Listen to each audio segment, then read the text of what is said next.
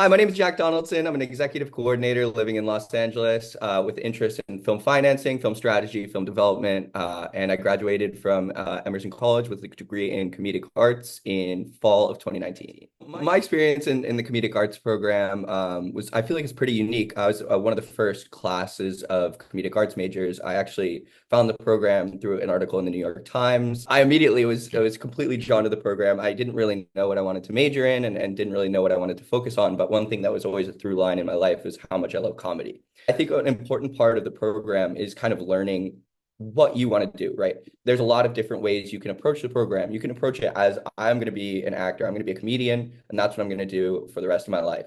And that's totally cool. I know people who were in the program who are totally successful as that. For me, I kind of learned pretty quickly that what interested me more was kind of how things are made, kind of the nitty gritty of, how a production goes from words on a paper to, on the screen. And, I kind of saw that the acting and performing side of comedy, as fun as it wasn't really what I wanted to focus on. And so I think the program set me up really well for, a long career in entertainment where I can get to see all these different elements of how production's made, how comedy's made, what makes something funny, and then move forward with all that information. Yeah, a lot of comedic arts professors had a really big impact on me. I mean, I talk to Ed Lee still to this day. We stay close. He was a really great professor for me, and he taught me one big thing, which was kind of like his way of making an entertainment. And he likes to call it the four burners, which are luck, skill, who you know, and hard work. And what he said is you really only need two of those to be successful in this industry. But the more of those that you have, the more kind of doors are open for you in the entertainment industry. And I thought that was really like poignant. And I really appreciated all the things that he taught me in his class. He's been in those writers' rooms. He's done those things before. So learning from him, it was really awesome. When I was at Emerson, I did like a ton of extracurricular activities. I really wanted to kind of immerse myself as much as I could in the program. So the biggest one, comedy related for sure, was I was in Emerson Comedy Workshop. I was in there for 3 years. I became the president in my last semester, and it was totally awesome to just kind of learn about how, a sketch comedy troupe works.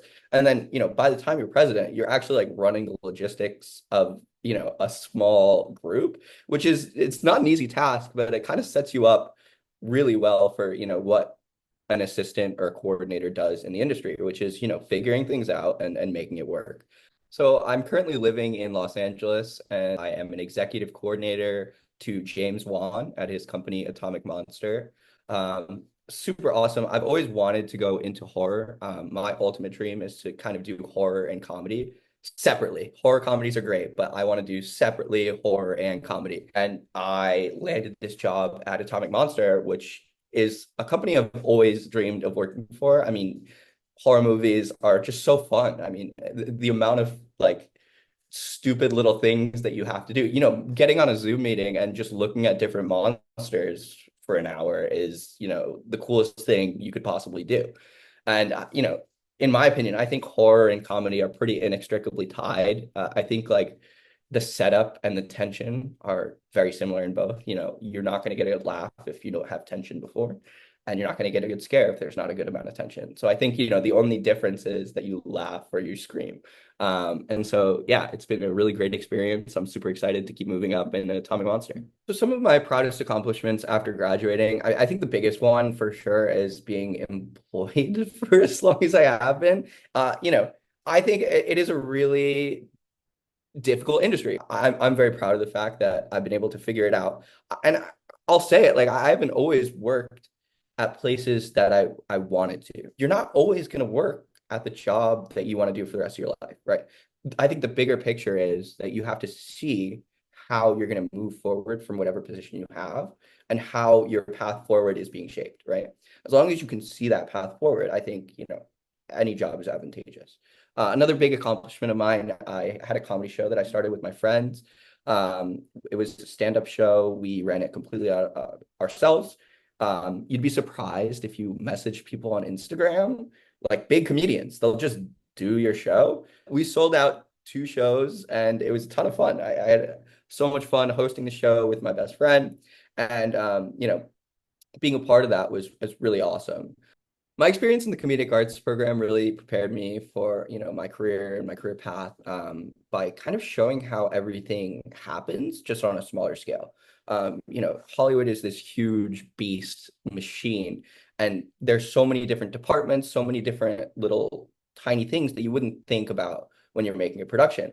But one of the awesome parts about the comedic arts program and, the TV production classes I took, the writing classes I took, is you really do get a micro lens of how something is made. So you go into a writer's room, even though it might be just you and your friend or just you get the experience of what a writer's room would be like. Then from there, we do the TV production classes. So you get to see how something is put onto the screen. So it's on a lot smaller of a scale, obviously, but the steps and the processes are, directly mirrored out here. So learning all that stuff was just invaluable. The Emerson Alumni Network is, so vast in Los Angeles. It's really crazy. I can't really speak for anywhere else, but in Los Angeles, it's so impressive how often you're in a room with someone else who went to Emerson. And, anytime you say you went to Emerson, you'll hear someone say like, "Oh, do you know so and so?" The fact that everyone knows someone who went to Emerson and almost all of them had good experiences with them, just is so important and valuable because when that's on your resume, it's a plus. It's a big easy plus on your resume. One example for me, when I was laid off at Dick Clark Productions, I texted one of my best friends, my roommate at Emerson, and her name is Emily, and she was, the assistant to the CEO of Miramax.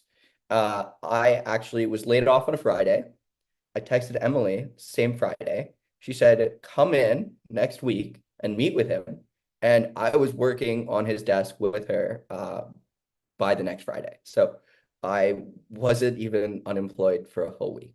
And, that just shows the power of Emerson Alumni Network. I think my personal growth through Emerson really came to a head in the Los Angeles program. Half of the time you do in your Los Angeles program is actually in an internship. So really working in the industry, and half of the time is finishing up all the other classes that you have. For me, I worked at a place called Avalon Management and Television, which manages a bunch of comedians, but they also produce content. So they did Last Week Tonight with John Oliver, and they produced a bunch of comedy specials for the people that they represented. I think being able to actually work in the industry is just completely invaluable, and the growth that you experience through that is so great. I got to see firsthand how a management company operates, how a production company operates, and a lot of these programs, when you're an intern, it's kind of the lowest stakes you'll ever have working in the industry, which is really valuable because you go in and your job is to learn about the company, to do coverage, to help in different ways. But the flip side is you are learning so much by being there. And I think being able to be a part of the industry at, 22 is something that a lot of places can offer. And I think, the fact that I was getting school credit through learning and kind of being a part of the industry is just amazing. I think the number one piece of advice I'd give for, rising seniors, people graduating soon from Emerson, is to not think too much about your first job. I think a lot of people stress and really put a lot of emphasis into, finding the perfect job for them.